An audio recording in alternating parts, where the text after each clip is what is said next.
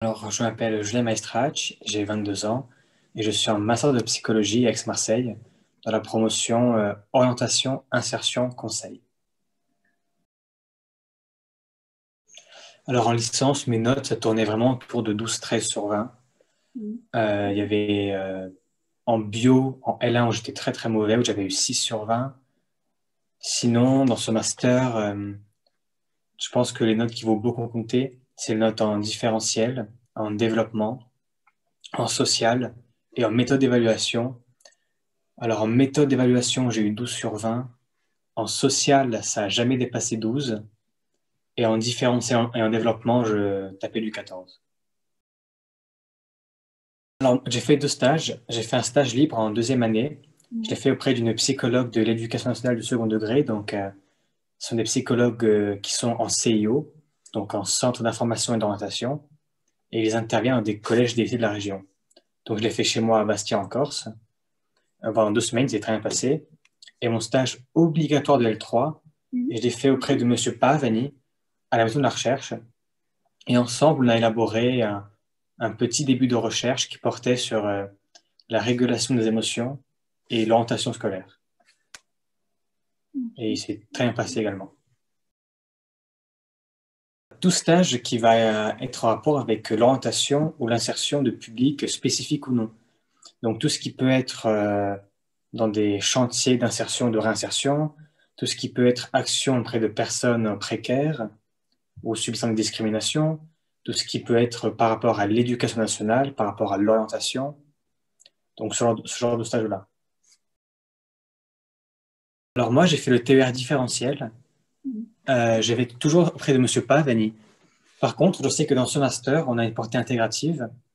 Et si vous visez le master OIC, vous pouvez faire un stage auprès d'une psychologue scolaire, par exemple, et vous pouvez faire un TER en social ou en neuro, par exemple. Vu que le but, c'est de toucher un petit peu à toutes les branches de la psychologie, parce qu'on a vraiment une portée intégrative. Donc moi, j'ai fait en différentiel le TER, mais c'est pas obligatoire.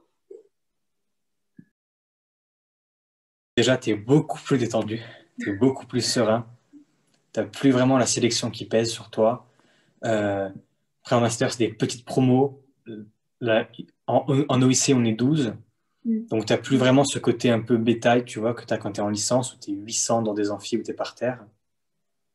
Je trouvais ça beaucoup plus convivial, parce que du coup, tout le monde connaît tout le monde, il y a beaucoup plus d'entraide qu'en licence. Même le rapport au professeur est différent. Par exemple, Monsieur Delis nous avait dit, en début d'année, le premier cours, il nous a dit ne nous voyez plus comme des professeurs, même pas comme des tuteurs ou des tutrices, parce que pour nous, vous n'êtes pas des élèves, mais un peu des futurs collègues. Donc, il a vraiment insisté pour briser ce rapport un petit peu asymétrique qu'il y a entre professeurs et élèves, qu'on trouve beaucoup en licence. Donc ça change énormément. Au niveau des cours, par contre, et du travail, c'est 1000 fois plus intensif. C'est vraiment, faut vraiment se plonger à fond dedans. Faut revoir les cours, faut lire les choses à côté. Sinon, on est très vite largué. Mais après, en OIC, par exemple, l'accent n'est pas vraiment mis sur les partiels et les notes.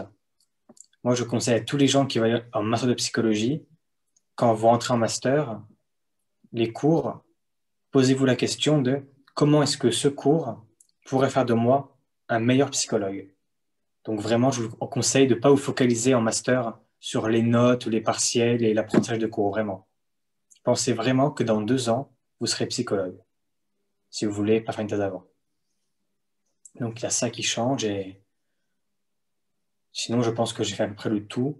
On a aussi un stage en master qui est beaucoup plus facile à trouver du coup qu'en licence. Et on a aussi un travail de recherche à faire. Et en gros, il donne la liste des thématiques en début d'année. On en choisit une et après on est dispatché selon nos vœux. Dans la majorité des cas, tout le monde a son vœu numéro 1 ou 2. Donc voilà. Bah écoute, comme j'ai dit plus tôt, en fait, vu que c'est un master à portée intégrative, je ne peux pas te dire de pas prendre tel UE, tu vois. Ce que je sais de source sûre, c'est qu'on n'a pas vu du tout de psychanalyse dans le master. Donc si vous visez celui-là, je vous déconseille de prendre des UE de psychanalyse, par exemple. Et on fait beaucoup de cours qui concerne les différences individuelles, la régulation émotionnelle. On fait du développement aussi, de la neuroscience, ça n'a rien d'avoir en cours. Il y a pas mal de social. Donc, je vous conseille de prendre les UE qui réunissent un peu cette triade. Je sais que moi, en licence, j'ai pris différences individuelles et régulation, psychologie des représentations sociales et psychologie sociale de la santé et du travail pour les UE théoriques. Et pour les méthodes, j'ai pris méthode des tests et méthode d'étude du changement. Okay. Donc, c'est une vraiment que je conseille. C'est vraiment différence individuelle et régulation. C'est un truc qu'on voit beaucoup. Et méthode d'étude du changement. C'est les deux que je conseille en priorité. C'était vraiment éprouvant. C'était vraiment pas un bon moment de ma vie. Surtout qu'en plus, il y avait le confinement. Du coup, ça venait vraiment jouer là-dessus. Non, c'était vraiment très stressant. J'ai très mal vécu. Non, vraiment, je n'en dormais pas la nuit. Parce que, en fait, je n'avais aucune idée de quoi faire si j'étais pas pris en master.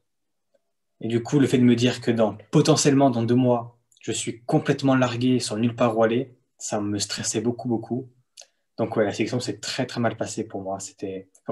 Elle s'est bien finie au final, mais je l'ai pas bien vécu du tout. Les étudiants le vivent mal aussi. Ils peuvent me contacter par MP sur Facebook. C'est Julien Maestrach, du coup. Ça me ferait plaisir de les aider aussi. Aucun problème là-dessus. D'abord, ce qu'on fait, il y a un panorama de master, en gros, qui liste tous les masters de psychologie de France. Donc d'abord, tu les consultes et tu sélectionnes ce qui t'intéresse un minimum. Et tu vires tous les autres. Ensuite, tu regardes précisément les UE, l'orientation du master, ce qu'on apprend, et tu en sélectionnes ainsi les masters auxquels tu veux postuler. Et après, à chaque fois, et c'est absolument très chiant, pour chaque master différent, du coup, ce sera une lettre de motivation différente, un CV différent, et des fois, c'est des modalités complètement différentes. Genre, je sais qu'à Toulouse, j'avais tout un dossier de 10 pages à remplir, alors qu'à Aix, je devais envoyer mon CV et ma LM. Et à Rennes, c'est encore plus bordélique. C'était aussi un questionnaire à remplir en ligne. Donc, comment ça se passe? Au début, donc, on choisit nos masters, on prépare nos CV, nos lettres de motivation. Il faut bien les peaufiner, c'est très important. C'est vraiment ça qui pèse dans la balance. Et ensuite, quand les inscriptions pour les candidatures ouvrent, on envoie nos CV, nos LM, on fait tout ce qu'ils nous demandent de faire. Ensuite, on attend les admissibilités. Et lorsqu'on apprend qu'on est admissible, du coup, on se prépare pour l'oral. Okay. Alors, j'ai été aidé. Alors, j'ai un très bon ami à moi qui est en master d'ergonomie en 2e année, là, en M2. Donc, du coup, il a su m'aiguiller un petit peu. L'entretien, en moyenne, il dure environ 10 minutes et il est séparé en 2 parties. La première partie, c'est vous vous présentez. Donc, en gros, vous dites votre parcours, pourquoi vous voulez ce master-là, pourquoi est-ce que ce master a un lien avec votre projet, les arguments qui font que vous ferez un bon candidat pour avoir ce master. Par exemple, je vise un master de neurosciences et j'ai eu d'excellentes notes en neurosciences, par exemple. Et la deuxième partie, il faut aussi parler de votre projet de recherche et surtout de vos expériences de stage. Et la deuxième partie, elle dure aussi 5 minutes. Ce sont les professeurs qui vont poser des questions. Des fois, ça sera très court. Je sais qu'à Toulouse, c'était 2 questions. C'était mon projet de recherche et mon projet de stage. À Aix-en-Provence, c'était beaucoup plus poussé. C'était des questions théoriques. Pareil, mon projet de recherche, mon projet de stage. On m'a demandé un petit peu ce que j'avais appris de la pratique du psychologue par rapport aux théories en cours. C'est quoi un petit peu les différences? Comment est-ce qu'on met en application ce qu'on apprend en cours? Donc voilà, après, c'est 5 minutes de questions-réponses. Dans 3 masters différents. Okay. J'ai postulé à Aix en OIC. Ouais. J'ai postulé en Toulouse en psychologie de l'éducation et de la formation. Et j'ai postulé à Rennes dans psychologie, j'ai oublié. Rennes, ils m'ont refusé d'office. Et il a été accepté à Toulouse et Aix-en-Provence. Donc, du coup, j'ai parlé pour Toulouse et Aix, du coup, parce que Rennes, ils m'ont refusé. Donc, du coup, Aix-en-Provence, je sais que le master OIC et le master EAV, ils s'inscrivent dans des démarches intégratives. C'est-à-dire, vous l'avez vu en électron différentiel, considérer l'individu dans sa globalité, tout prendre en compte. Donc, du coup, j'ai vraiment mis en avant à quel point, pour moi, la visée intégrative était très pertinente et j'ai fait le lien avec mes expériences de bénévolat et de stage. Par Ouais. exemple, comme dans le stage en L2, auprès de la psychologue scolaire, j'ai constaté à quel point c'était pertinent de considérer l'élève dans vraiment sa globalité, donc aussi bien les facteurs environnementaux, économiques, sociaux et tout ce que tu veux. Mm. Donc j'ai vraiment mis ça en avant. Euh, j'ai aussi beaucoup mis en avant mon expérience de la recherche, du coup, parce que je voulais vraiment mettre en avant le côté je suis capable de faire l'aller-retour entre la clinique et la théorie. Donc ça, c'est quelque chose que je vous recommande de mettre en avant si vous avez une expérience de la recherche. Et voilà, ce que j'ai mis en avant dans ma lettre de motivation. Dans mon CV, petit conseil, si vous postulez, par exemple en OIC, vous mettez les matières, en gros, que vous jugez le plus en lien. Et si vous avez des bonnes notes, vous les mettez en parenthèse. Ok. C'est un petit conseil que je donne. Je l'ai aussi fait à Bastia dans ma ville. C'était au restaurant social et solidaire. En Mm. gros, on servait des repas à des publics précaires. Et en même temps, on échangeait avec eux, on discutait avec eux de comment on pouvait les aider. Même des fois, c'était des SDF. Et tu sais, des fois, je leur parle une demi-heure et ça leur fait beaucoup, beaucoup de bien. Parce que des fois, ils sont complètement isolés, personne ne leur parle dans la rue. Donc, c'était un peu une sorte de mission d'accompagnement, de dialogue avec eux. Et on leur permettait de survivre, quoi. On leur servait à manger et tout ce qu'il fallait avec. Qui, du coup, était en lien avec la thématique de mon master, vu qu'on fait de l'orientation et aussi de l'insertion. Ok. C'est normal que vous soyez stressé, angoissé, anxieux, c'est vraiment normal. Vous en voulez pas pour ça, vraiment. Euh, c'est pas facile, mais ce ne sont que des études. Il y a des milliards de choses qui sont tout aussi importantes dans la vie. Et de toute façon, dans le pire des cas, vous avez un bac plus 3. Et je pense qu'il y a beaucoup de personnes qui aimeraient être à votre place. Pardon. Euh, et enfin, si vous n'êtes pas pris en psycho, c'est pas la fin de la vie, vous n'allez pas mourir, je pense. Il y a plein d'autres masters qui sont très intéressés par des profils de gens qui ont des licences de psycho. Ayez confiance en vous, soutenez-vous, entraidez-vous et n'hésitez pas à demander de l'aide, que ce soit aux étudiants en master, aux professeurs ou entre vous, à vos amis, à votre famille. N'hésitez pas à demander de l'aide. Voilà. La finalité du master, c'est de former des psychologues qui sont rompus, qui sont vraiment formés aux techniques d'orientation et d'insertion et même de conseil de personnes, de publics spécifiques. Alors, une parenthèse, quand on dit conseil, ce n'est pas en mode je te donne un conseil, c'est par rapport au counseling de Carl Rogers. Vous avez dû le voir en psychologie sociale, ça. Donc, je fais la parenthèse. Donc, la finalité, c'est vraiment d'être des psychologues qui auront pour but, qui auront pour public des personnes aussi bien en situation de précarité, aussi bien des personnes qui sont en situation de délinquance, en situation de handicap, des détenus en prison. On va aussi, aussi un master qui forme très très bien et qui nous permettra de concourir au recrutement des psychologues scolaires. Donc on a aussi tout un panel sur l'orientation des élèves, l'adaptation à l'école, à l'université aussi. Donc tout ce qui nous toutes les théories, tous les modèles explicatifs des comportements liés à l'orientation, au bien-être à l'école, à la fac, à l'insertion, à la réinsertion également.